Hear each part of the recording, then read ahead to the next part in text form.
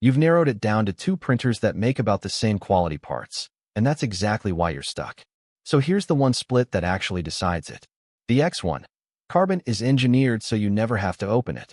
The MK4S is engineered so you can. Speed, multicolor, the enclosure, all of it falls out of that single difference. The X1-Carbon is the appliance. Core XY motion inside a sealed chamber, rated at 500 millimeters a second, and the enclosure is stock rather than an accessory, so ABS, ESA, and polycarbonate are in scope on day one. A micro LiDAR checks the first layer and tunes flow without you touching a setting.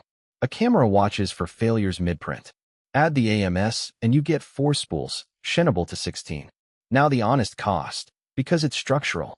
The ecosystem is closed. The workflow assumes Bambu's slicer and cloud. Past firmware changes tighten third-party control, and LAN-only mode exists as the workaround if you don't want the cloud in the loop.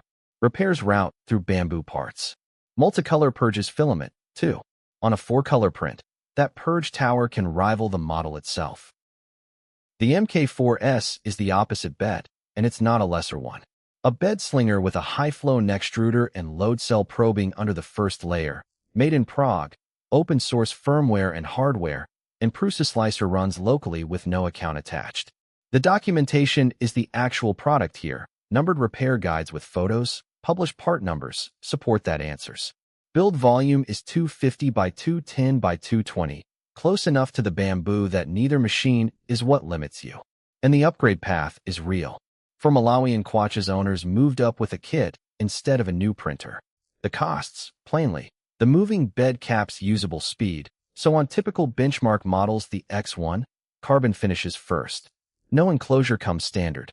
MMU3 multicolor works, but adds a second device and more failure points. And the kit is an evening or two of building first. One question settles it.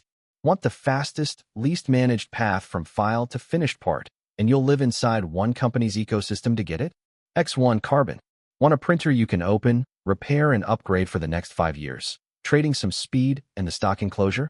MK4S.